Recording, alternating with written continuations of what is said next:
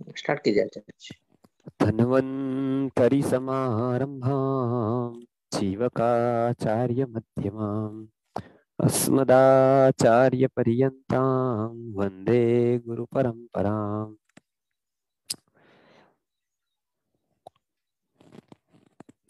शरद ऋतु के परिचर्या की हम बात कर रहे थे। तो खास करके आयुर्वेद में यह पूरा विचार किया गया है कि ऋतु के अनुसार हमारे शरीर में रहने वाले वात, पित्त और कफ का संतुलन बिगड़ता है, संतुलन अलग अलग हो जाता है या असंतुलन हो जाता है।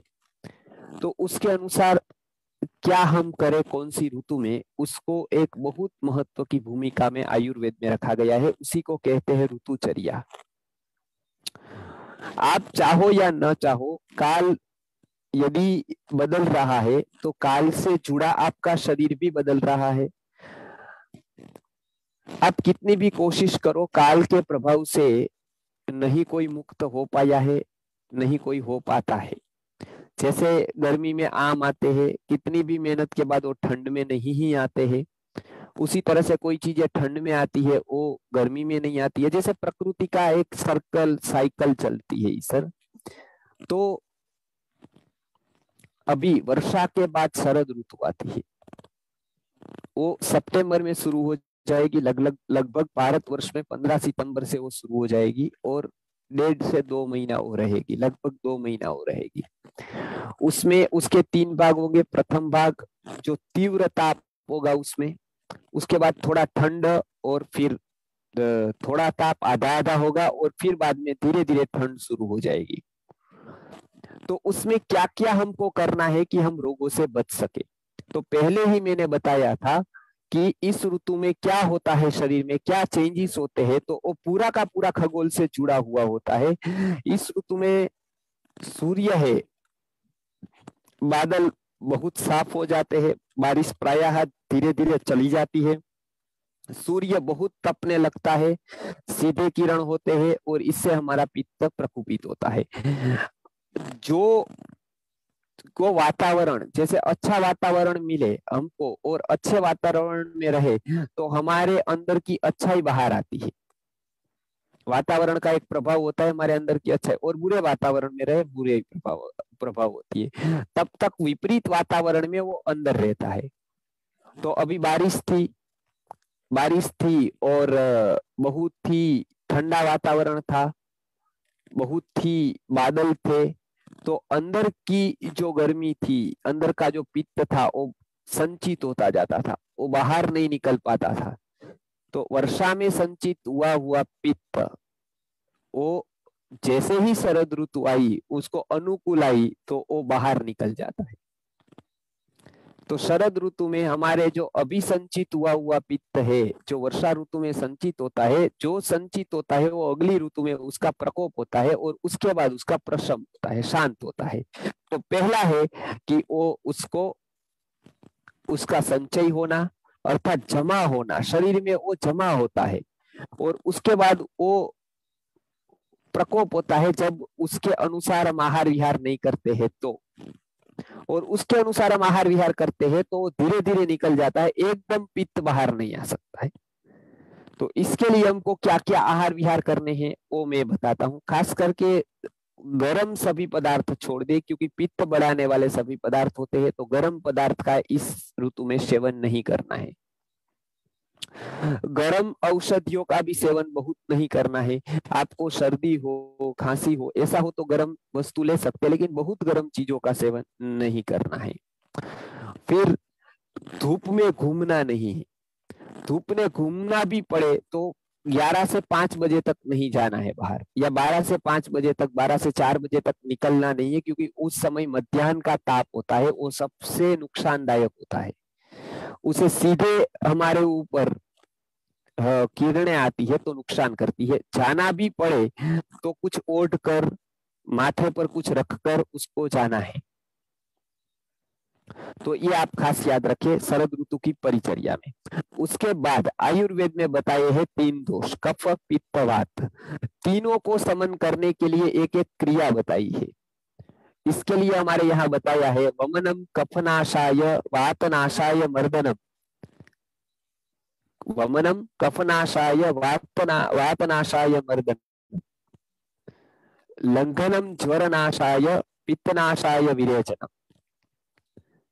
अर्थ क्या है मैं बताता चाहता हूं।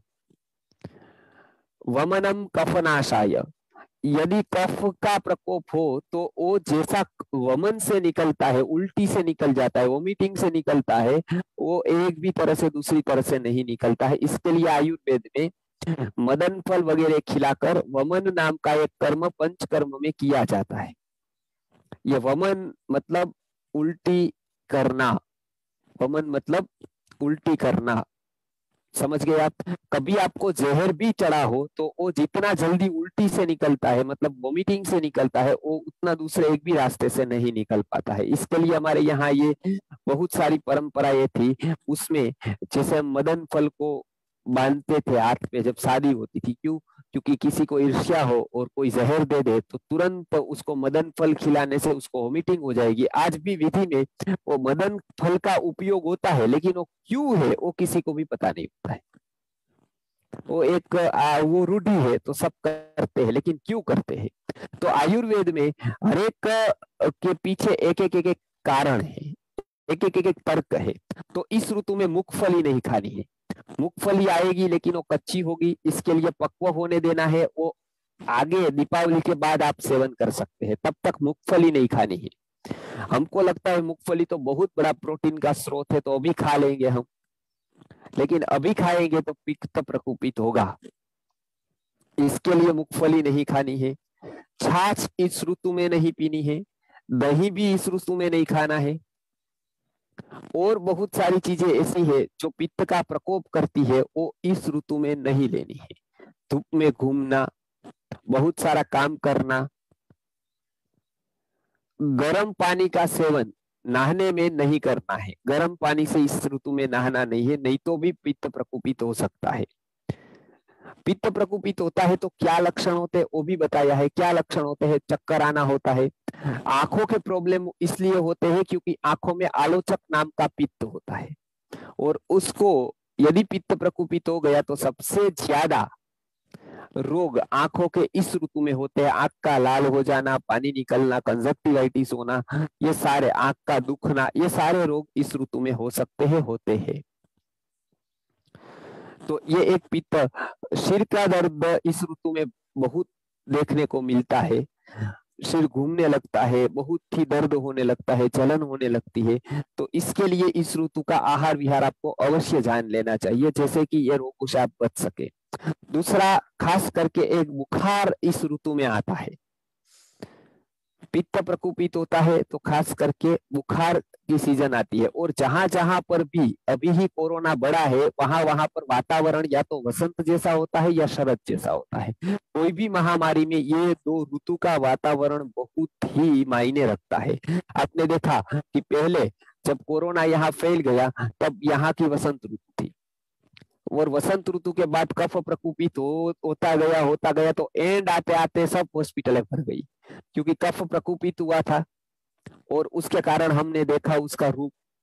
अब भाद्रपद महीना आ रहा है तो अभी पित्त प्रकोपित होगा, तो हो सकता है बहुत प्रकार के बुखार हो, पित्त प्रकोपित हुआ हो तो जलन हो, और हमको उस पित्त की सर्दी हो जाए, गर्मी के कारण हमको ज्यादा पित्त बढ़ जाए, और हो सकता है सिर दर्द हो सकता है गले में जलन हो, पेट में जलन हो। खास करके पित्त से जो कोई दूषित होता है तो सप्त धातु में से रक्त धातु सबसे दूषित होती है। एक एक से कौन सा दूषित होता है वो भी आयुर्वेद में बताया है। तो सबसे ज्यादा दूषित होता है रक्त। इसके लिए ब्लड के रिलेटेड, स्किन के रिलेटेड, आयुर्वेद में जब ब्लड विकृत होता है तो स्किन के रिलेटेड सभी प्रॉब्लम्स होता है। तो स्किन के रोग सबसे ज्यादा इस ऋतु में आपको देखने को मिलेंगे। खुजली आना, जो भी स्किन रोग आपके हैं वो इस ऋतु में बढ़ सकते हैं। मानो स्किन के रोग पहले से ही है, खुजली आ रही है तो इस ऋतु में बढ़ सकती है।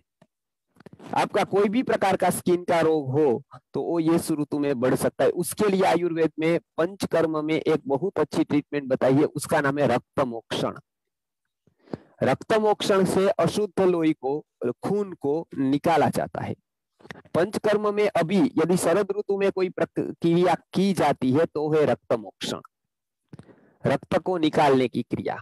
वो दो प्रकार से होती है, एक तो जलोका से भी होती है, आप वीडियो है यूट्यूब में वो देख लीजिएगा, हमारा मेहुल भाई आचार्य वो चैनल है, और संस्कृति गुरुकुलम.com में वेबसाइट है, संस्कृति गुरुकुलम.com वेबसाइट पर ये सारे वीडियो है, उसमें आप देख सकते हैं जलोका की चिकित्सा हमने वहां पर रखी है। हम गुरुकुल पे जलोका की चिकित्सा करवाते हैं हर शरद ऋतु में। शरद ऋतु में जब जब शिविर होती है हमारे यहाँ, तब तब वो जलोका का एक दूषित रक्त कैसे खींच लेता है, और ऋषि मुनियों ने कैसे जान लिया कि इतने सारे जंतुओं में से लगभग लगभग आज के साइंस के हिसाब से देखें तो 2 लाख प्रकार के जीव जंतुओं में से जो हमारे कांटेक्ट में है, और नहीं दिखने वाले सब यदि मिला दिए जाए तो 84 लाख होते हैं, सब प्रकार की जीव योनि मिले। लेकिन यदि हम देखें कि 50,000 से 1 लाख तक जो हमारे संपर्क में आते हैं, इतने छोटे छोटे बड़े बड़े कीट पक्षी, उसमें से इनको कैसे पता चल गया कि एक के पास हमारे अशुद्ध खून को ले लेने की शक्ति है। बड़े से बड़ा स्किन स्पेशलिस्ट ये जलोका है।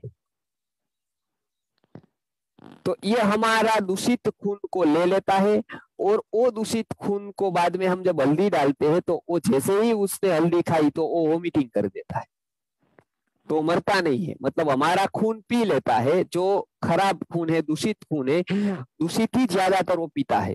जब तक दूषित मिलता है तो दूषित ही पीता है वो, और वो निकाल देता है। उसका वो आहार नहीं है, वो उसकी सेवा है। जैसे किसी का होता है ना, एक बिजनेस होता है और एक सेवा होती है, ये इसका आहार नहीं है। कोई कोई रक्तजीवी होता है जिसका खून ही आहार होता है, लेकिन जलोका का खून आहार नहीं है। वो जीता है किसके ऊपर पता है आपको? वो जलचर है, अर्थात जल में रहने वाले जो छोटे छोटे बैक्टीरिया या कोई भी जीव है उसके ऊपर वो जीता है, या के ऊपर वो जीता है। तो खास करके ये एक याद रखिए आप कि ये जिसको जलोका का उपयोग करना है तो दूषित खून वो तुरंत ही चूस लेता है। उसकी एक विधि है, आप यूट्यूब पर जलोका के बारे में देख सकते हैं। हमारा एक पूरा शिविर का वीडियो है, और शिविर के वीडियो में हमने जलोका का उपयोग करके ये दिखाया है कि कैसे वो अशुद्ध खून को चूस लेता है। उसके बाद हम यदि उसको हल्दी डाल दे तो किस तरह से वो अशुद्ध खून को वोमिटिंग कर देता है हल्दी को लेकर। तो बहुत ही उसको जानने जैसा है, और ये आयुर्वेद के सामने नतमस्तक हो जाता है कि इतने सारे जंतुओं में से एक भी पत्थी इसका उपयोग नहीं कर पाई। ये जीव का, ये जीव की जो खासियत थी, ये जीव की जो विशेषता थी, ये जीव में जो कैरेक्टरिस्टिक्स थी कुछ, उसका उपयोग कोई पत्थी नहीं कर पाई। ये केवल आयुर्वेद ने उसको जान लिया। पहली बार ऋषि ने उसका स्वभाव जान लिया कि इसके पास ये अशुद्ध खून को खींचने की शक्ति है।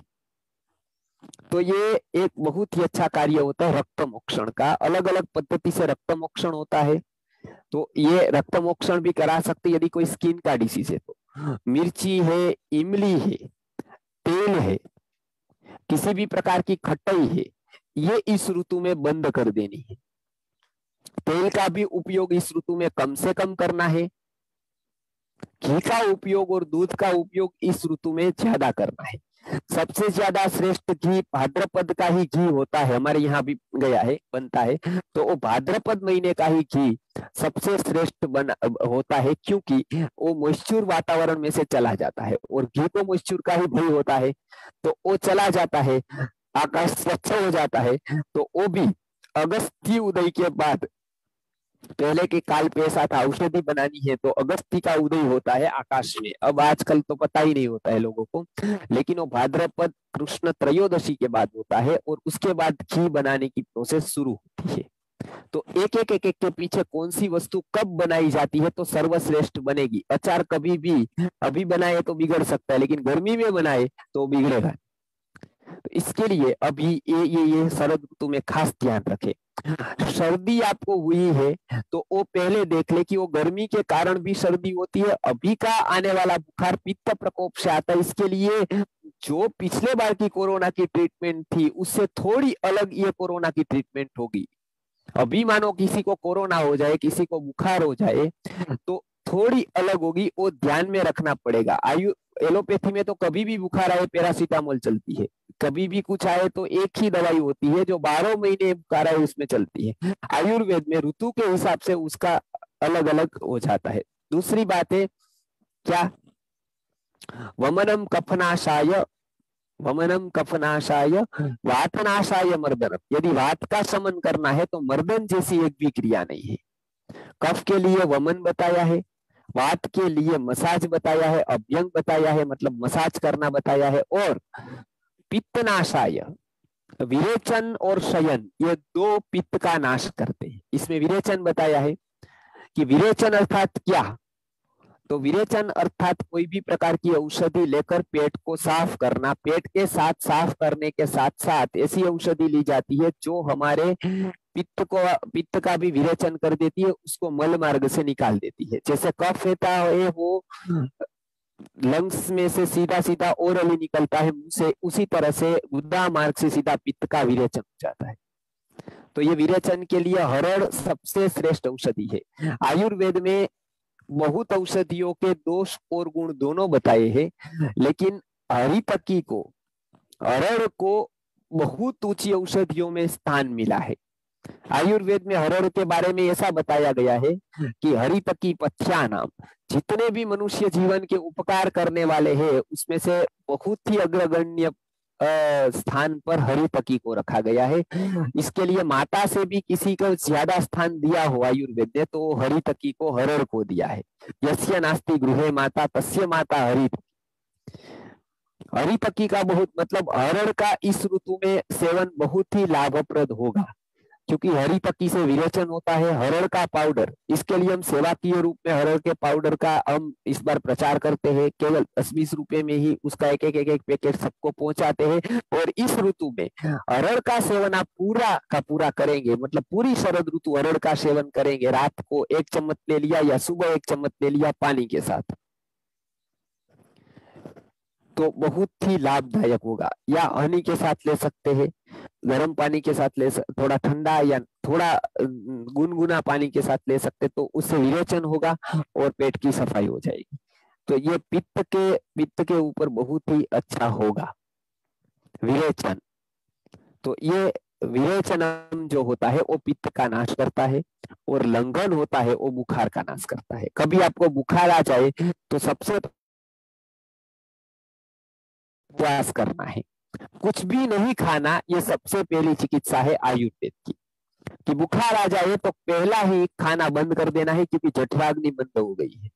तो उसके लिए सबसे पहले खाना बंद कर देना है।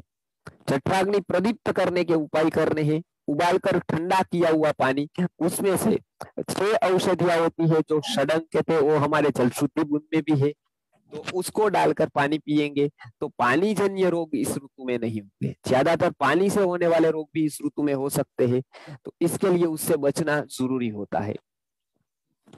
और इस ऋतु में थोड़े काम का लोड कम करे। कोई कोई ऋतु होती है उसमें ज्यादा काम कर सकते हैं, इस ऋतु में कम काम करे, क्योंकि क्रोध होगा, टेंशन होगा, स्ट्रेस होगा, तो मन हमारा क्रोधित होगा या फिर अपसेट होगा तो पित्त शरीर का बढ़ जाएगा, और पित्त बढ़ने से बहुत सारे रोग हमको हो जाएंगे। इसके लिए जो कुदरती रूप से इसमें विरेचन करने को बताया है, इसके लिए हमारे 16 दिन ऐसे श्राद्ध के, पितृ के ऐसे रखे गए, क्योंकि ज्यादा से ज्यादा हम दूसरी बातों में एंगेज रहे। और जो बाहर के जो प्रोग्राम से, जैसे शादी है, ब्याह है, वो सब बंद कर दिए हैं, क्योंकि उसमें आहार विहार का विपरीतता होगी, परिवर्तन होगा, तेल वाला होगा, तला हुआ होगा, भारी पदार्थ होगा, तो उससे हमारा पित्त प्रकोपित होगा और उसके कारण बहुत से रोग होंगे। इसके लिए इस ऋतु में और कुछ नहीं करना है, लेकिन ये सभी आहार विहार का पालन करना है। खास करके 2 सेवनीय चीजें इस ऋतु में है, एक तो दूध खाना है और दूसरा घी खाना है। दूध के साथ घी आप रात को लेंगे, मतलब 1 गिलास दूध में 1 चम्मच घी को बराबर फेंट कर उसको पीने से विरेचन होता है, पेट साफ होता है। वो बहुत ही अच्छी दवाई है विरेचन करने के लिए, तो इसका भी आप सेवन कर सकते हैं। गर्म चीजें कोई नहीं खानी है, उसी तरह से नमकीन कोई भी प्रकार की नहीं खानी है इस ऋतु में। नमकीन खाएंगे तो भी पित्त प्रकोपित हो सकता है, पित्त प्रकोपित होता है, इसके लिए नमकीन न खाए। तो नमकीन छोड़ दे, नमक इस ऋतु में बहुत कम खाए या फिर छोड़ दे। तो नमकीन है, नमक है, तेल है, तीखी वस्तुएं है, या फिर कोई ऐसी चीजें है जो बहुत ही उष्ण होती है, जैसे चटनी हो गई, जैसे ऐसा ही कोई पदार्थ बहुत गरम गरम हो गया, तो ऐसे पदार्थ का सेवन न करें। खाने में इलायची है, दूध है, चावल है, आंवला है, आंवले का पाउडर ले सकते हैं या आंवला किसी भी रूप में ले सकते हैं, अरड़ है,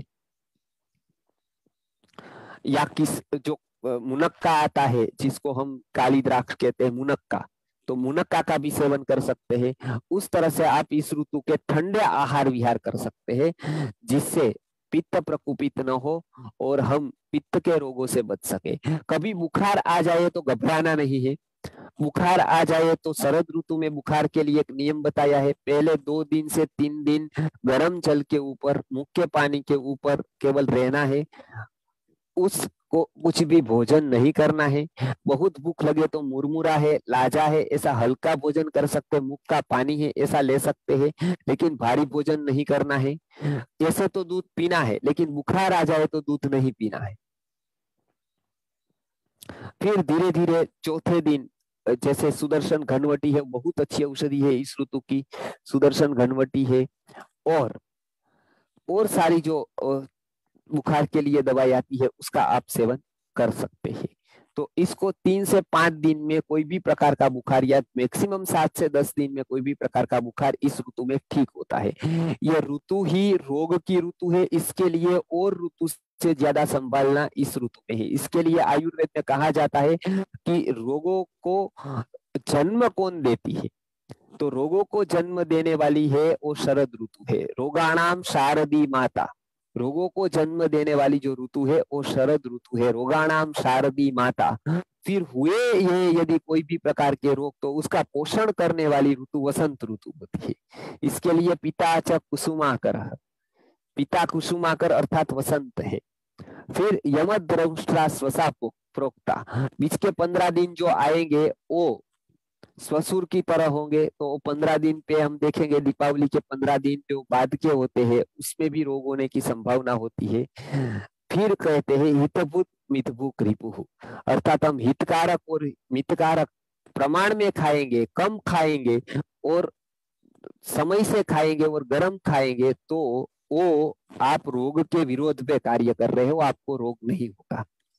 तो इसके लिए यहाँ पर आयुर्वेदिक संहिताओं में सभी बताया है कि आहार विहार हमारा यदि अच्छा रहे तो रोग कम होते हैं। शरद ऋतु में सबसे ज्यादा रोग होने की संभावना है, इसके लिए तो वेदों में जो आशीर्वाद दिया जाता है वो ये दिया जाता है, जीवेम शरद शतम मोदाम शरद शतम, शरद शतम 100 शरद तक जियो, ऐसा बताया है। क्योंकि जीने के लिए सबसे ज्यादा स्ट्रगल शरद ऋतु में होगी। तो शरद ऋतु में अभी कोरोना का भी 3rd वेव है, आ सकता है, नहीं आ सकता है, लेकिन हमको सावधानी रखने में कुछ जाता नहीं है। ऋतुचर्या का पालन करने से कोई भी प्रकार का नुकसान नहीं, ये मैं बताता हूँ। आप मानो कि आपने 2 महीना ये सब ऋतुचर्या का पालन किया और कोरोना नहीं आया, तो नुकसान तो कुछ नहीं होगा ना, हमको पछतावा नहीं होगा या कुछ हमने इतना किया कोरोना आया ही नहीं, तो ऐसा तो होगा नहीं हमको। लेकिन नहीं किया और चपेट में आ गए तो बहुत नुकसान है। इसके लिए ऋतुचर्या का पालन केवल 3rd वेव है इसलिए नहीं करना है, लेकिन शरद ऋतु आती है तो कोई भी प्रकार के रोग इसमें बढ़ते हैं और उसको बालक को बचाना है। तो आंख के, स्किन के, पेट के, माथे के दर्द सबसे ज्यादा होते हैं। इसके लिए इस ऋतु में बहुत ध्यान रखना है कि ऐसा आहार विहार न हो जाए।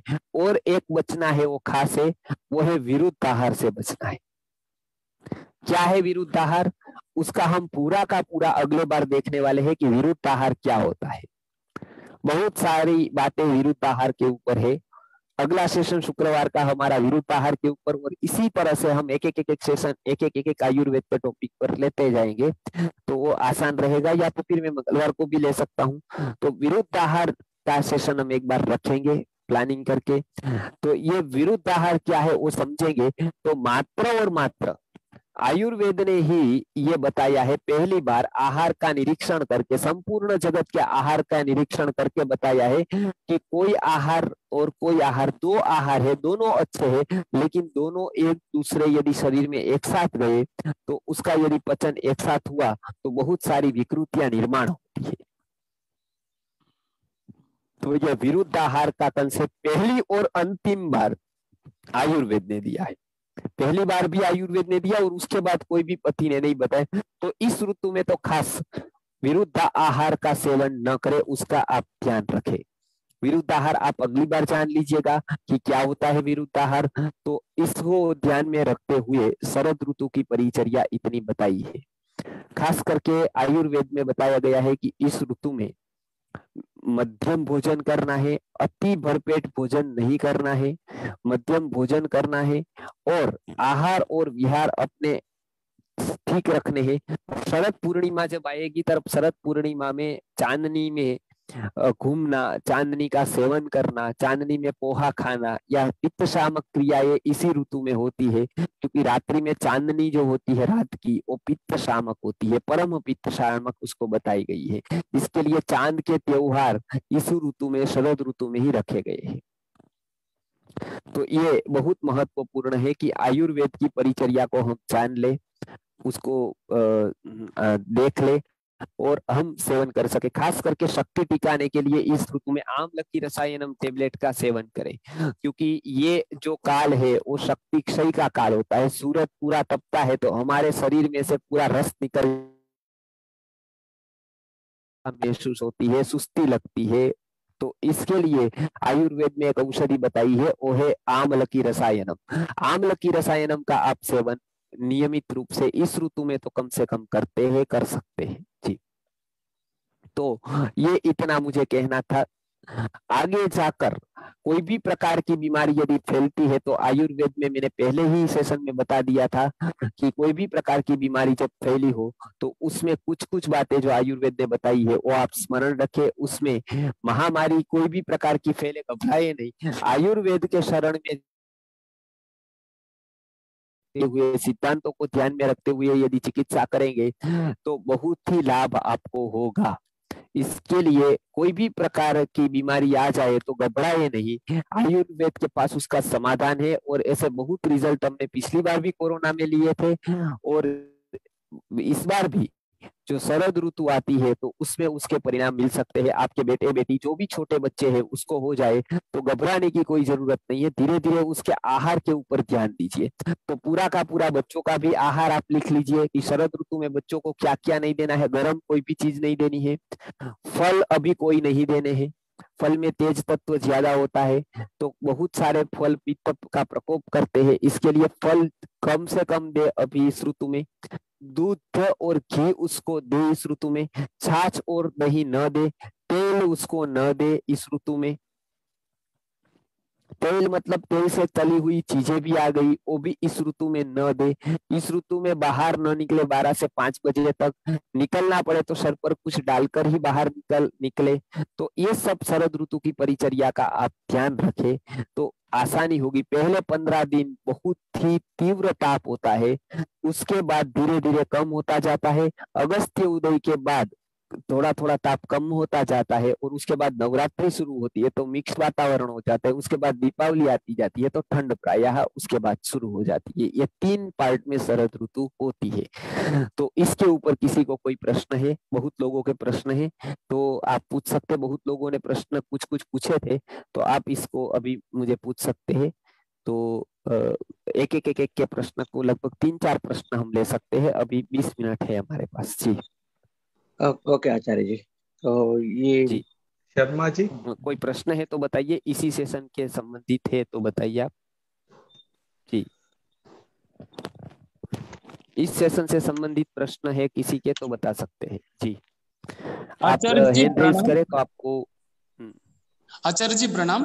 रक्त मोक्षण बताया था उसका एक लिंक मिनट, क्या क्या हेलो है उसको थोड़ा बता सकते हैं? दूसरा एक चीज है ऋतु चार्ट जो है वो मुझे कौन सा महीने में कौन कौन सा ऋतु का बदली होता है, अच्छा रहेगा। आचार्य जी आप कान में रखिए वो हेलो। हाँ आचार्य जी प्रणाम। हाँ रक्त मोक्षण बताया था ना आपने, रक्त एक को मिनट, हाँ शुद्ध कहिए करने के क्या। लिए। हेलो। आचार्य जी नमस्कार। हेलो। आचार्य जी नमस्कार। हाँ खून को शुद्ध करने के लिए आपने बताया था ना रक्त मोक्षण करके। हाँ, थोड़ा जोर से बोलिए, आपकी तरफ से आवाज कम आ रही। हेलो। रक्त नहीं आचार्य मोक्षण जी बताया था ना, ब्लड को शुद्ध करने के लिए, खून को शुद्ध रक्त करने के लिए। मोक्षण, हाँ जी। हाँ, वो उसको कौन से लिंक क्या क्या नहीं थोड़ा बता सकते हैं तो थोड़ा बताइएगा। दूसरा ऋतु का जो हाँ दो एक हिस्सों मिनट, का एक आपने मिनट। बताया था ना, ऋतु चार्ट थोड़ा मिल सकता है तो वो भी थोड़ा बताइएगा। नहीं एक मिनट, आपका प्रश्न है रक्त मोक्षण के बारे में मैं बताऊं। हाँ जी, हाँ जी। वो लिंक लिंक हाँ लिंक हाँ, भेजने लिंक से लिंक दे सकते हैं तो अच्छा है जी। हाँ वो चैनल का नाम मैं दे सकते जी लिंक में अभी जैसे ही पूरा होता है सेशन, अच्छा जी। सेशन पूरा होने के बाद मैं लिंक राजेश्वर राव जी को भेज दूंगा, वो आपको अच्छा भेज जी। देंगे, ठीक है। अच्छा जी, सब जी दूसरा जी है, जी जी। हम्म, दूसरा एक प्रश्न है, ऋतु चार्ट है, हम्म। कौन कौन सा महीना में कौन कौन सा ऋतु करके वो मिल सकता है तो अच्छा रहेगा आचार्य जी।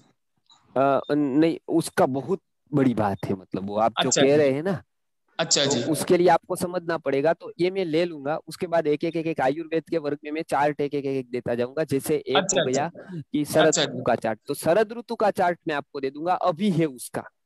ठीक है जी, ठीक है जी। इतना भी बहुत थे, ठीक है। हाँ अच्छा जी, धन्यवाद जी, धन्यवाद धन्यवाद आचार्य जी। जी। के एम एल जी अच्छा आचार्य जी बोलिए नमस्कार। बोलिए। हाँ, थोड़े जल्दी करेंगे तो सबका क्रम आ जाएगा, इसके लिए आप एक एक क्वेश्चन ही पूछिए। संक्षिप्त में देने का प्रयत्न करो जी। गुरुजी। हम्म।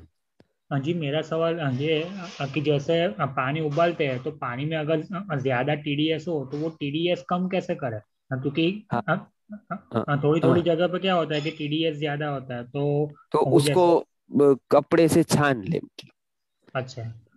तो उसको क्या है, उबाल लेते हैं तो ऐसे ही वो कम हो जाता है, क्षार अलग हो जाता है पानी से। फिर थोड़ा ठंडा करके उसको यदि कॉटन के सूती के कपड़े से 3-4 वो करके फिर वो यदि ये करते हैं तो वो कम ही हो जाता है। तो यही एक तरीका है सालों का पुराना। गुरु जी, हाँ एक और क्वेश्चन है। जैसे हाँ आपने बोला कि हरी तकी अच्छी है, तो हाँ तो मतलब हरी तकी से क्या होता है कि कभी कभी डायरिया हो जाता है हाँ। कोई कोई लोगों को, तो उसका डोजेज वो क्या होता वो है? आधा चम्मच से 1 चम्मच तक ले सकते हैं। डायरिया कदाचित हो जाएगा तो कोई रोग नहीं है, वो कुछ होगा तो निकालेगे ना। डायरिया आपको कैसे करेगी हरी तकी, कुछ होगा तो निकालेगी ना कचरा। ऐसे तो हरी तकी कचरा उत्पन्न नहीं करती है, देखिए। वो आपके शरीर में कचरा उत्पन्न नहीं करती है, वो शरीर में से कचरा निकालती है। तो हो सकता है कि वो 2-3 बार मल त्याग करने को जाना पड़े या ऐसा डायरिया जैसा हो जाए, तो वो अच्छा है, उससे साफ होता है पेट। और यदि कुछ कचरा होता है तो ही डायरिया होता है, नहीं तो डायरिया होता ही नहीं है कभी। इसके लिए कोई तकलीफ नहीं, उसको एक नाम अभया है, मतलब कोई भय नहीं है, समझ गए है ना जी। ओके आचार्य जी नेक्स्ट देवांग जी। नेक्स्ट हाँ, जी। प्रणाम गुरुजी। जी एक्चुअली शरद ऋतु में हमने देखा है कि कई बार सांस की तकलीफ ज्यादा बढ़ जाती है, सांस हाँ लेने में तकलीफ ज्यादा होती है। जी। इसके लिए कुछ बताएंगे? हाँ, अभी देखिए, कभी ऐसा हुआ आपको यदि कि सांस की तकलीफ हुई, तो उसके लिए आयुर्वेद में तो बहुत सारी औषधियां ऐसे बताई गई है। मैं 2-3 औषधियों का प्रयोग आपको बताता हूँ। एक मृगशृंग भस्म है, तो वो हृदय के ऊपर भी काम करती है। हृदय के कारण भी आपको कोई तकलीफ हुई तो अर्जेंट में ये औषध ले सकते हैं। जो हिरण के सींग को जलाकर बनती है, उसका नाम है मृगशृंग भस्म। समझ गए, मृग का अर्थ होता है हिरण, और उसके जो सिंग होते हैं, वो जो मर जाता है तब उसके सिंग अलग निकाल लिए जाते हैं और उसकी एक भस्म बनती है, उसका नाम है मृगशृंग भस्म। तो ये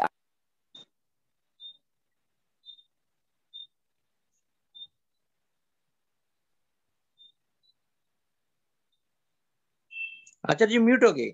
आचार्य जी, आचार्य जी म्यूट है। हेलो।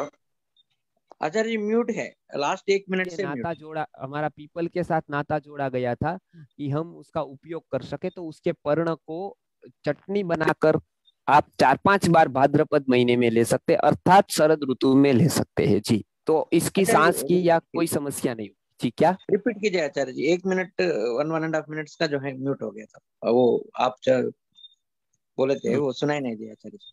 हाँ, तो ये वो कह रहा लास्ट हूँ कि जो पीपल है, पीपल, इसका आप सेवन कर सकते हैं। कभी सांस की तकलीफ हुई तो आप पीपल के पत्ते होते हैं ना, पीपल मतलब जो हम जानते हैं जिसको पीपल, जिसको एक बहुत महत्व है, ऑक्सीजन 24 आवर्स देता है वो तो है ही, लेकिन दूसरा भी उसका महत्व है कि वो रेस्पिरेटरी सिस्टम पर बहुत अच्छा कार्य करता है। हमने ऑक्सी सिरप भी बनाया था, वो पीपल को लेकर ही बनाया था। तो पीपल के पत्तों को आप कूट करके उसकी चटनी जैसा बना करके शरद ऋतु में 10 बार 5-7 बार सेवन कर सकते हैं। 2-3 दिन में एक बार आपने सेवन कर दिया तो वो होगा नहीं। और शरद पूर्णिमा पर इसका एक विशेष प्रयोग होता है।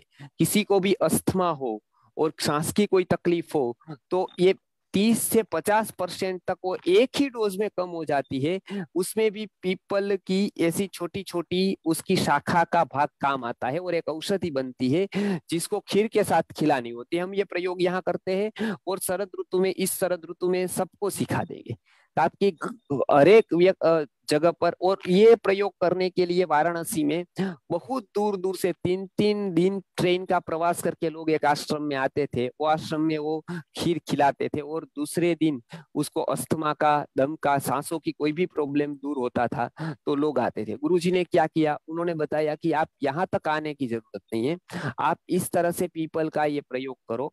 तो ये बहुत ही लाभ मिला और लोगों का समय बच गया और लोगों का जाना बच गया। तो इस बार हम पूर्णिमा को ही ये प्रयोग बताने वाले हैं। आप भी वो प्रयोग कर सकते हैं, खीर बनाकर उसके साथ पीपल की जो शाखा है उसको हम कहेंगे कैसे लेनी है, क्या करना है, लेकिन अभी इतना ही, पीपल के पत्ते का आप सेवन कर सकते हैं, सांसों की कोई भी प्रॉब्लम जी। आगे नेक्स्ट सन्नी। नेक्स्ट। आचार्य जी प्रणाम। हाँ आचार्य जी, दो दो क्वेश्चन थे। पहला हाँ तो ये कि जैसे अभी आपने बताया कि शरद ऋतु में गर्म चीजें अवॉइड करनी है, ठीक जी। है। तो मैं आपसे ये पूछना चाह रहा था कि कुछ कुछ अपने संस्कृति आर्य गुरुकुलम के प्रोडक्ट्स हैं, जैसे आपका च्यवनप्राश है या फिर हाँ, ल्यूकोविन कैप्सूल हैं, ये अभी हम्म, हम लोग यूज कर रहे हैं। हम्म। तो क्या ये भी बंद कर देने नहीं हैं नहीं, या ये नहीं इन्हें बंद करना, कंटिन्यू कर सकते हैं? ये शुरू कर, ये शुरू रख सकते हैं। औषधों की बात नहीं है, जो ज्यादा उष्ण औषधि होती है उसकी बात है, वो अभी प्रायः नहीं होती है कोई भी ऐसी, वो कम कर देनी है। तो ये कोई नहीं जी। है, और जैसे इसमें ऐसा कुछ नहीं है जो आप बात कर रहे हैं उसमें जी। अच्छा, हाँ दूसरा ये आचार्य जी कि अभी सप्लीमेंट्स कौन कौन से बेस्ट होंगे अपने आश्रम के, जैसे अगर किसी को बुखार हाँ आ जाता है तो हाँ क्या मेगा कोल्ड अभी भी काम करेगी? हाँ, वो कम देना है उसका डोज, खास करके इस ऋतु में आपको देना है तो इम्यूनर दे सकते हैं। हमारा आश्रम का जो आता है, आप आश्रम का पूछ रहे हैं तो इम्यूनर दे सकते हैं। तो जी जी। इम्यूनर की कुछ औषधियां है, वो आप यदि उबाल कर करके, लेकिन वो बहुत ही वो होगा, तो इम्यूनर उसको दे सकते हैं। इस ऋतु में सबसे बेस्ट रिजल्ट है इम्यूनर का, आम्ल की रसायन का। और मेगा कोल्ड कम इस समय चलेगी, इफनी थोड़ी कम चलेगी, एक बार दे सकते हैं दिन में, या ज्यादा से ज्यादा 2 बार शरद ऋतु में। अभी नहीं, शरद ऋतु अभी चालू होगी रिसेंटली 8 दिन में। तो वो आप इसका सेवन करा सकते हैं, आम्ल की रसायन का सेवन करा सकते हैं और महासुदर्शन घनवटी का सेवन करा सकते हैं जी। श्रीनिवास जोशी जी। जी नमस्ते गुरु जी। जी। ये हम लोगों ने जो पितृ पक्ष में जो यूज करते हैं, ये केले का रॉ रॉ केला और केले का जो क्या बोलते हैं ट्रंक यूज करते हैं, तो वो किस कारण के यूज करते हैं, कुछ उसके बारे में केले बता का 1 मिनट, क्या बताया, केले का रॉ केला, केला इन द सेंस केला पकेला नहीं है, कच्चा केला। और अब केले का देखिए, झाड़ जो होता है उसका ट्रंक जो होता है उसको कांड बोलते हैं, केले का कांड। हाँ वो मैं समझ गया। उसका क्या होता है कि उसका उसका जो उपयोग होता है वो मुख्यतः से तो विरेचन के लिए होता है। मतलब वो पेट में से विरेचन, मैंने पहले बताया ना, विरेचन इस ऋतु में होता है। तो इस ऋतु में तो ऐसे तो कच्चा केला खाना नहीं है, आयुर्वेद में जो फल है वो कच्चे नहीं खाने हैं, जो फल इसमें बताए गए हैं। तो ये कच्चा केला तो खा नहीं सकते आप इस ऋतु में। पका केला अवश्य खा सकते हैं, यदि आपको नेचुरल मिल गया तो पका केला खा सकते हो, पित्त शमन करता है और दूसरा विरेचन का भी थोड़ा कार्य करता है जी। और वो जो आप पूछ रहे हैं कांड का, वो केवल विरेचन के हेतु से उसका जो रस निकलता है, लेकिन वो तीव्र विरेचक है। मतलब वो साधारण अवस्था में आप सेवन करेंगे तो कोई तकलीफ नहीं, लेकिन ज्यादा सेवन किया तो विरेचन बहुत लगता है। जब जहर चढ़ जाता है ना, तब उसका सेवन कराते हैं कि उसको डालकर उससे जो निकलता है उसका पिलाते हैं। तो उसमें क्या होता है कि जब आपको मल निकलता है तो पता ही नहीं चलता है, इतना वो रेचक है। तो इसके लिए कच्चे केले का सेवन नहीं करना है, लेकिन पके का करना है जी। माला जी। नमस्कार जी। जी नमस्कार। नमस्कार जी।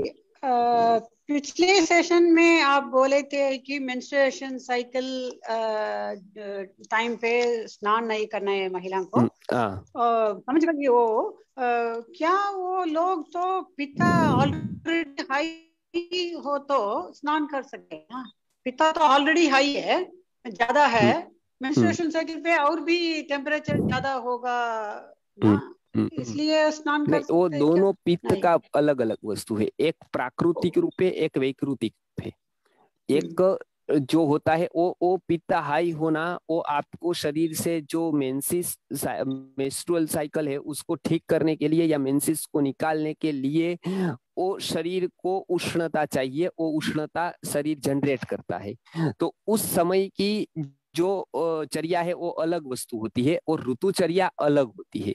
तो इसके लिए उस समय स्नान नहीं करना है। स्नान करने से बहुत विकार होंगे, वो अंदर ही रह जाएगा, वो बाहर नहीं निकल पाएगा। और वो एक क्या ऐसा चाहिए। नेक्स्ट क्वेश्चन पूछ रहे थे। Next okay.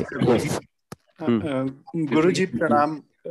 मुझे ये पूछना था, जैसे आपने बोला कि अभी दूध में 1 चम्मच घी डाल के पीना है, तो दूध थोड़ा सा गर्म रहेगा या गुनगुना जैसा रहेगा? मतलब गर्म करके देखिए, दूध को कभी गुनगुना भी पीना है तो क्या करना है, पहले तो गर्म करना है उसको।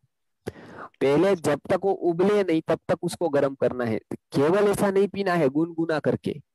जब तक उबलता नहीं है तब तक दूध सेवनीय नहीं होता है, तब उसमें से बहुत नुकसान होता है। वही दूध नुकसान भी कर सकता है यदि वो उबला हुआ नहीं है तो इसके लिए ये एक आप बात को खास ध्यान रखें कि आयुर्वेद के ऋषि मुनियों ने बहुत कुछ सूक्ष्मता से उसको लिखा है, सब कुछ एक एक पंक्ति, एक एक वाक्य, ताकि भ्रांति न हो। तो इसके लिए उबालकर फिर कभी भी आप सहन हो उतना गर्म भी पी सकते हैं, लेकिन थोड़ा ठंडा भी पी सकते हैं, एयर मतलब थोड़ा गुनगुना भी पी सकते हैं, वो तकलीफ नहीं। घी को यदि आपको मिक्स करना है तो गर्म दूध में करे तो वो अच्छी तरह से मिक्स होता है जी। विक्रांत जी। नमस्ते आचार्य जी। जी आचार्य जी, आपने पिछली वीडियो में एक बुखार के अंदर काढ़ा लेने के लिए बताया था, जिसमें बेलपत्र, हार श्रृंगार और ये क्या नाम है जी नीम, और ये तो अभी इस ऋतु में ले सकते हैं? इस ऋतु में ले सकते हैं, लेकिन इस ऋतु में मैं ये बताता हूँ कि काढ़ा से भी ज्यादा इफेक्टिव अर्क फॉर्म रहेगा और कड़वा रस इस ऋतु में प्रदान होगा। तो आपको दातून भी करना है तो इस ऋतु में यदि बबूल का तूरा और कड़वा रस प्रदान रहेगा तो बबूल का या नीम का करेंगे तो बहुत ही अच्छा परिणाम से आएगा। और काढ़ा लेना है तो अवश्य ही ले सकते, किसी का भी नीम का ले सकते हैं, गिलोय का ले सकते हैं, लेकिन अर्क ज्यादा उपयुक्त होता है इस ऋतु में। तो इसके लिए हम इम्यून अर्क को सजेस्ट करते हैं या कोई भी अर्क को सजेस्ट करते हैं। और खास करके उष्ण वाली औषधियां नहीं लेनी है इस ऋतु में, खास करके जो बहुत उष्ण होता है इस तरह की औषधियां नहीं लेनी जी। सिमरन जी। प्रणाम गुरुजी, मैं अमेरिका से बोल रही हूँ। मैं आपके सारे सेशन अटेंड करती हूँ। आपसे पूछना था कि इस ऋतु में मेरी एक जो दाएं आंख है वो फड़कनी शुरू हो गई है, तो उसके लिए क्या कर सकते हैं? और वो 2 हफ्ते हो गए हैं, वो फड़कना बंद नहीं हुई है। देखिए, आंखों का फड़कना वो आयुर्वेद के हिसाब से वात प्रकोप का एक लक्षण होता है। वात के बिना कभी भी कंपन नहीं आता है पूरे कहीं पर भी। कोई भी शरीर में जब कंपन आता है तो फड़कना वो एक प्रकार का कंपन है। आयुर्वेद की दृष्टि से आंख का फड़कना वो एक वात का रोग है। तो ये सूचित करता है कि आपको वायु बढ़ा है आपके शरीर में। तो इसके लिए सबसे पहले 2-3 बातें करें। एक तो आंख में कोई अच्छा वाला नेत्र वहां मिलता हो, नेत्र का अंजन वगैरह या नेत्र का ड्रॉप्स, अंजन नहीं, उसमें 2 प्रकार के आते हैं, एक तीक्ष्ण आता है और एक शीत आता है, मतलब ठंडा आता है। तो गुलाब जल आप डालें आंखों में, जो स्पेशल आंखों के लिए आता है उसके एक गुलाब जल डाले। पहला काम तो ये करे। दूसरा, वात शमन के लिए आप कोई भी औषधि ऐसी ले जो वात का शमन करती हो। मुझे पता नहीं है वहां कौन सी मिलती है, लेकिन एक सिंपल आप कर सकते हैं, पूरे शरीर पर अभ्यंग करे और खास करके माथे पर अभ्यंग कर दे, मतलब मस्तिष्क पर बहुत ही अच्छी तरह से अभ्यंग करे अर्थात मसाज करे। उसके बाद चंदन का लेप उसके ऊपर बहुत ही उपयोगी होता है। तो ये चंदन का लेप यहाँ पर आप आंखों के आसपास कपाल में कर सकते हैं, वो करे। एक वात के समन के लिए अभ्यंग करे, और कोई दवाई वात समन के लिए जो वहां पर मिलती हो आपको, उसमें सबसे अच्छी एक दवाई काम करती है जो प्रत्येक फार्मेसी बनाती है अभी, तो उसका नाम है सिंहनाद गूगल।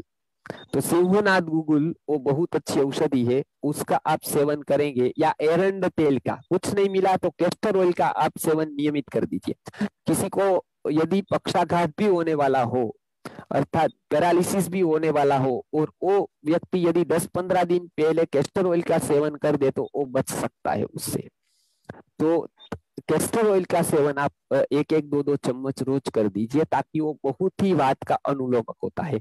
हरड़ का चूर्ण वहां यदि मिलता है तो हरड़ का चूर्ण भी आप रात को या सुबह ले सकते हैं। तो ये वहां पर शुरू करें। मुझे पता नहीं है वहां ऋतु कौन सा वातावरण अभी होगा अमेरिका में, तो अभी कैसा, ठंड बहुत होगी, गर्मी बहुत होगी कि बारिश होगी आपके तरफ वहां पर, वो मैं पूछता हूँ आपको जी। तो आप व्हाट्सएप कीजिए बहन जी, आप आचार्य जी मुझे व्हाट्सएप करके पूछ लीजिएगा, तो मैं ऋतु के अनुसार आपको और 2-3 चीजें बता दूंगा, ठीक है। रेणुका बहन जी, रेणुका बहन। नमस्ते गुरुजी, मेरा जो प्रश्न था, हम लोग कुछ मतलब हमारे मसाला में कुछ आयुर्वेदिक आइटम्स बना सकते हैं कि ये सभी जो आप बोल रहे हो तो खरीदना पड़ रहा है, तो किचन में जो आइटम्स है, नहीं तो हम लोग कौन से पौधे उगा सकते हैं घर पे? हाँ, ये अच्छा, बहुत अच्छा प्रश्न है आपका। इसके ऊपर मैं एक अलग से सेशन लूंगा कि आपको, और इसके में बीज की भी अगली बार तो संस्कृति गुरुकुल की ओर से जो राजेश्वर जी और हम प्लान करेंगे कि आपको उसके बीज मिल जाए ओरिजिनल, ताकि कौन से औषधीय वृक्ष आपको, क्योंकि यहाँ से मैं बोलूंगा तो पहले तो उसको कन्नड़ में क्या कहते हैं, मराठी में क्या कहते हैं, उसमें क्या कहते हैं, उसमें क्या कहते हैं, तो वो मुझे पता नहीं होता है। मैं पहचानता हूँ तो मुझे अपने नाम पता होते, संस्कृत के, हिंदी के, गुजराती के, तो ये बहुत सारे प्रॉब्लम आते हैं। इसके लिए हम एक सेशन अलग से लेंगे, एक मसालों का लेंगे, कितने प्रकार के मसाले हैं, वो मसालों का क्या विज्ञान है, मसाले हम कैसे उपयोग कर सकते हैं, और किस तरह से उसको डालने की सीक्वेंस है। मसालों की भी एक सीक्वेंस है, वो टेस्ट के लिए केवल नहीं है, वो आरोग्य के लिए है। अभी हमने क्या बना दिया, टेस्ट के लिए बना दिया। जो विदेश वाले लोग इसी मसाले को ले जाते थे, मतलब हमको पता है कि पहले यहाँ से मसाले गए तो यहाँ से ईरान तक जाते थे, यहाँ से बहुत दूर दूर तक मसाले जाते थे, एक्सपोर्ट होते थे, और बहुत जगह पर वो मसाले, जो डच में, मतलब डच लोग आए तब वहां पर भी जाते थे। तो ये मसाले वहां पर इसलिए जाते थे क्योंकि उनको टेस्टी लगते थे, उसको मांस वगैरह खाना होता था तो वो टेस्टी लगे इसके लिए वो डाल देते थे, जितना मन आए उतना डाल देते थे। अब भारत उसका उपयोग आरोग्य के लिए करता था, वो लोग उसका टेस्ट के लिए करता था। अब उल्टा हो गया है, वो लोग टेस्ट के छोड़कर उसके लिए आरोग्य के बारे में जानने लगे हैं, उसके बारे में पढ़ने, और हम अभी टेस्ट के लिए उसका उपयोग करते। तो हम ये कहते हैं कि टेस्ट के लिए तो मसाले होते हैं, लेकिन आरोग्य का भी सीधा संबंध हमारे मसालों से है। उसमें वोलेटाइल ऑयल होता है और उसकी एक भूमिका होती है कि वो किस बॉइलिंग पॉइंट उसका कौन सा है वो देखा जाता है। तो पूरा में सेशन एक बार मसालों के ऊपर होगा, तो मसालों के ऊपर एक सेशन, और दूसरा सेशन मेरा ये होगा कि आप घर पे कौन सी वनस्पति बो सकते हैं और उसका कैसे उपयोग कर सकते हैं। तो वो तो बहुत लगभग बाद में भी जाएंगे, बाद में लूंगा, लेकिन मसालों के बाद में जल्दी एक सेशन होगा। जी सच्चू जी। नमस्ते आचार्य जी। आचार्य जी प्रणाम। जी सच्चू जी। आचार्य जी प्रणाम। हाँ जी, मैं ये पूछ रहा था आचार्य जी, दो प्रश्न था। एक तो षटकर्म में जो वमन की क्रिया करते हैं उसमें गर्म जल में नमक डाल करके उसका सेवन करके वो वमन की क्रिया को करते हैं, लेकिन पंचकर्म में आपने कहा कि मदन फल को खिला करके वमन करना चाहिए। तो इसमें क्या मदन फल को खिलाकर ही करना पड़ेगा या फिर वो ऐसा जरूरी नहीं है। आयुर्वेद में भी एक मदन फल नहीं बताया है, मैंने एक उदाहरण दिया, एग्जाम्पल दिया क्योंकि वो मुख्य है, लेकिन और बहुत प्रकार से वमन की क्रिया होती है। अभी कुंजर होता है तो उसमें आप पानी पीकर केवल 2 उंगली आप डाल दोगे, पानी फुल पी लिया, 2 उंगली डाल दी नमक वाला पानी, तो पूरा वमन हो जाता है। वमन करना मुख्य है, वमन क्रिया है, आप करे किसी से भी हो तो वो मुख्यता से इसका होता है, इसके लिए बताया। वो कर सकते हैं, आप किसी भी उपाय से कर सकते हैं। जी, और दूसरा प्रश्न था ये जो 3 पार्ट में आपने शरद ऋतु का वो बताया, वो 3 पार्ट अगर बता देते तो ज्यादा अच्छा। 3 पार्ट एक है आरंभ, मध्यम और अंत। किसी के भी ये 3 होते हैं। मतलब भोजन के आरंभ में कफ बढ़ता है, मध्य में पित्त बढ़ता है, अंत में वात का प्रकोप होता है, बढ़ता है।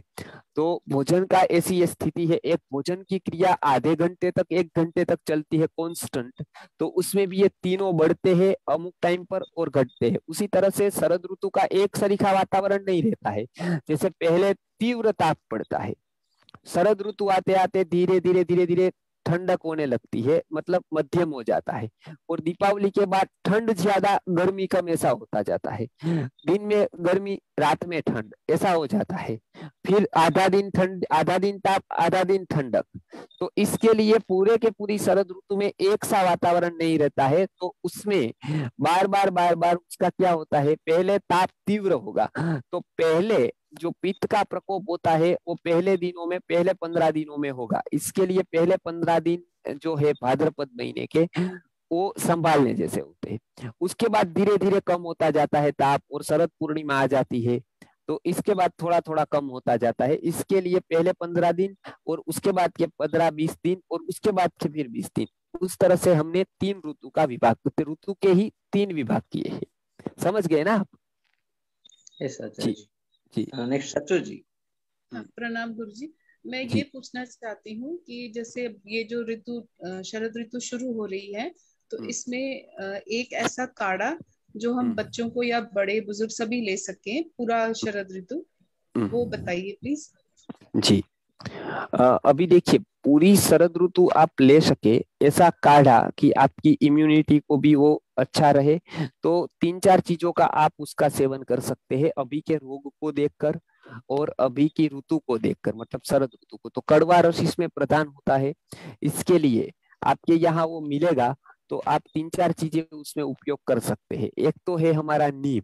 नीम तो सब जगह पर मिलता है, इसके लिए कोई तकलीफ नहीं है। एक नागरमुथा करके वनस्पति आती है जो यहाँ तो मिलती है, खस जिसको कहते हैं। वो ठंडी होती है और साथ में पित्त का शमन करती है और इस ऋतु में वो उपयोगी होती है। इसके लिए उसको मोथ कहते हैं, तो वो भी आप उसका सेवन कर सकते हैं, नागरमुथा का। एक होती है खस, मतलब जिसको सुगंधी वाला कहते हैं, वो सुगंध वाला होता है, उसका भी आप काढ़ा में उपयोग कर सकते। तीसरा, थोड़ा सा गिलोय डाल सकते हैं और कुछ तुलसी का उपयोग थोड़ा कर सकते हैं। बहुत तुलसी का उपयोग इस बार नहीं करना है, डोज आधा कर देना है। थोड़े पत्ते तुलसी के डाल सकते हैं। तो ये 5 औषधियों का आप काढ़ा इस ऋतु के अनुसार बनाएंगे तो आपकी इम्यूनिटी बढ़ेगी और पित्त का शमन भी होगा। तो ये जल भी इससे शुद्ध हो सकता है। इसके लिए हमने जलशुद्धि बूंद में भी इसमें से 4-5 औषधियों का मिश्रण किया है। तो इस तरह से आप काढ़ा भी बनाकर वहां पर पी सकते हैं। जी माधुर जी। हेलो सर, गुरुजी आप जब कह रहे हैं कि आप कहते हैं कि मीठा और नमकीन और खट्टा तीनों नुकसान करेंगे, तो सर फिर हम लोग क्या खाएं, क्योंकि सारा हमारा खाना उसी में आ जाता है ना। मतलब कड़वा और तीक्ष्ण, इसका कुछ खाने की चीजें बताएंगे जिससे मैं हाँ समझ गया। मैं लगभग तो ऐसा पूरा खाना में तो ये सब नहीं आता है, क्योंकि यदि आप यही तीनों खाते हैं तो आपका पूरा खाना इसी में आ गया मान ऐसा। तो मैं कहता हूँ नमकीन न खाए, मैं कहता हूँ कि इसमें ज्यादा तली हुई चीजें न खाए ऐसा, और मैंने बताया कि ज्यादा क्षार वाले पदार्थ बेकरी आइटम न खाए। लेकिन उसके बाद बचता क्या है, तो रोटी खा सकते हैं, सब्जी इस ऋतु में लौकी आती है, परवल आते हैं, मूंग आता है, ये सब का सेवन कर सकते हैं इस ऋतु में। और बहुत सारी जैसे चावल का सेवन कर सकते हैं, खीर का सेवन कर सकते हैं, दूध से बनी बहुत सारी आइटम जो सीधे दूध से बनती है, इस तरह की आइटम बहुत खा सकते हैं आप। तो ऐसे का सेवन, इस तरह के बहुत सारी आइटम है जो मीठे होते हैं, तो उस तरह के आइटम आप खा सकते हैं। जैसे लड्डू हो गया, तो लड्डू खा सकते हैं इस ऋतु में, इसके लिए श्राद्ध में उपयोग होता है बहुत जगह पर। इलायची वाला बहुत खा सकते हैं, दूध पी सकते हैं, रोटी जौ की खा सकते हैं, बहुत सारी सब्जियां खा सकते हैं, चावल खा सकते हैं, दाल खा सकते हैं, इतना सारा तो है।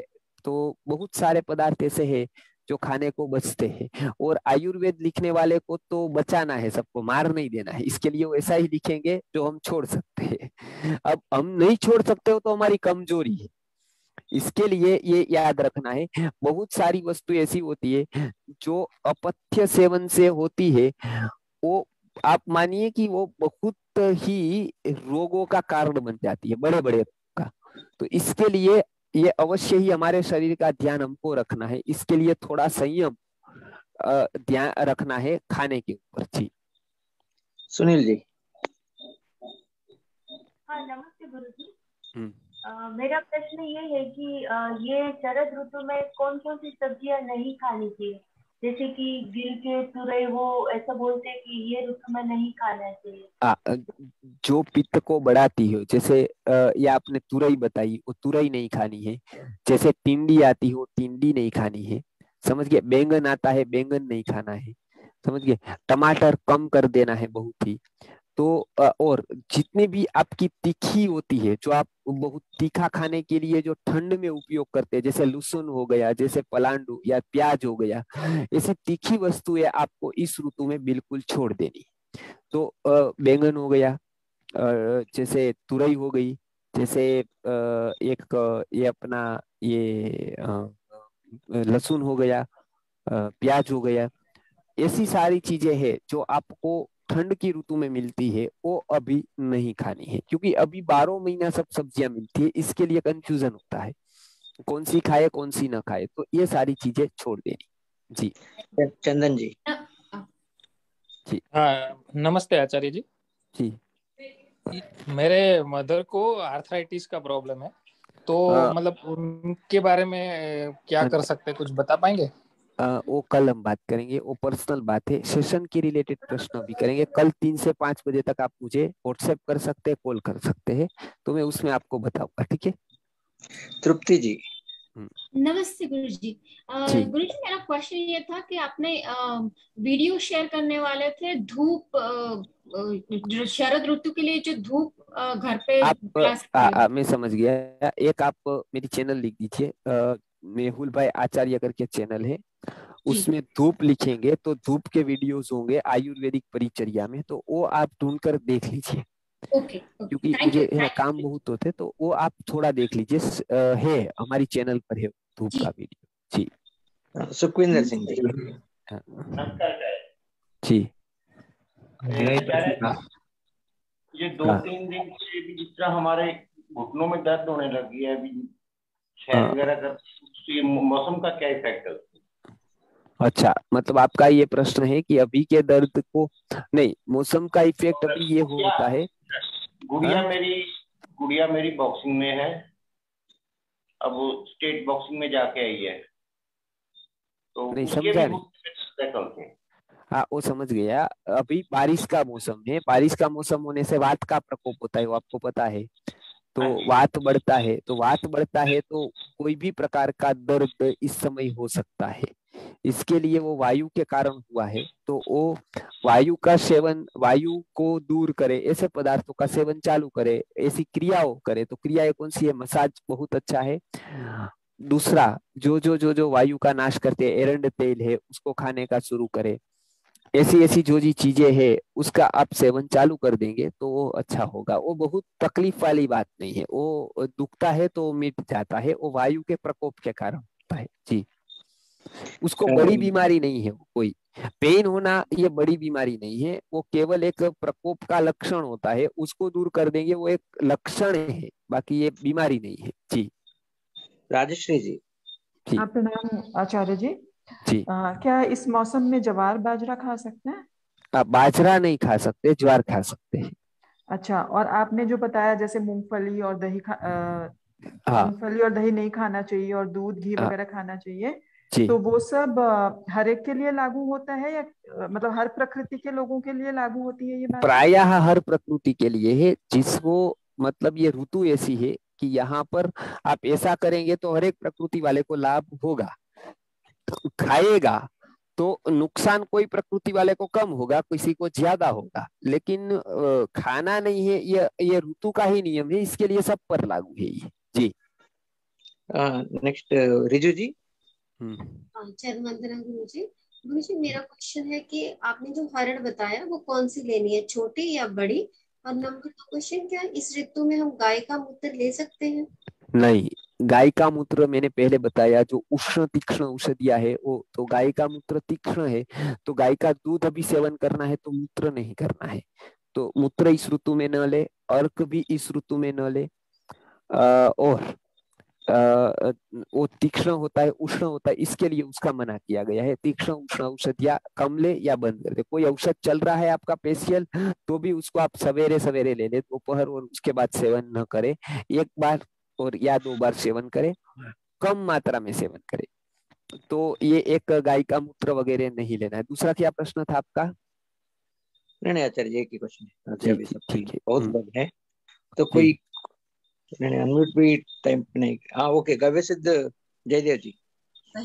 प्रणाम गुरु जी।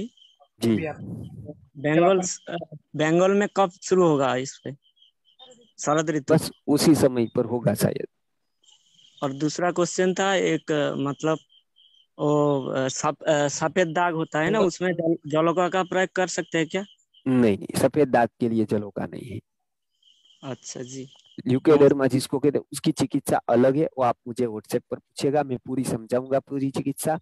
और सफेद दाग में बहुत अच्छे रिजल्ट आते हैं, बस सफेद दाग की चिकित्सा में अपना बुद्धि लगाकर कुछ भी नहीं कर देना है। जो दूसरे स्किन के लिए करते हैं ऐसे काढ़े, ऐसे अर्क को नहीं दे देना है आंख मीच कर। लोग क्या करते हैं कि एक ही प्रकार का अर्क, जैसे मंजिष्ठा अर्क, तो सबको दे दिया, सफेद दाग वाले को भी दे दिया, समझ गए ना? तो आयुर्वेद में मैं एक चमड़ी के रोगों के बारे में सेशन लूंगा, तब तो पूरा का पूरा बताऊंगा कितने प्रकार के कुष्ठ है। तो इसके लिए आपको विशेष रूप से सफेद दाग का मामला है, यदि आपने ठीक चिकित्सा नहीं की वो बढ़ जाएगा बहुत ही, और फिर रोकने की किसी की ताकत नहीं है। इसके लिए आयुर्वेद के ऋषि मुनियों ने जो चिकित्सा की है वही आप प्रॉपर तरीके से करें। उसके लिए वो मैं कुछ लगाने को बताऊंगा वहां पर और कुछ सेवन करने को बताऊंगा जी। इंद्रजीत जी। गुरु जी प्रणाम। मैं पथरी हो गई बा, पथरी क्या कोई दवा है क्या? हाँ, वो मैंने पहले बताया, उसके लिए आप मुझे पर्सनल व्हाट्सएप करके पूछिएगा, मैं आपको उत्तर दूंगा। अभी का सेशन है वो सेशन के विषय के प्रश्नों के लिए है, तो वो आप कोई पूछ सकता है तो उनका लाभ होगा, वो आप मुझे व्हाट्सएप करिए पर्सनल, ठीक है? दुबे जी। गुरु जी प्रणाम। इस ऋतु में क्या ड्राई फ्रूट्स भिगो के खा सकते हैं?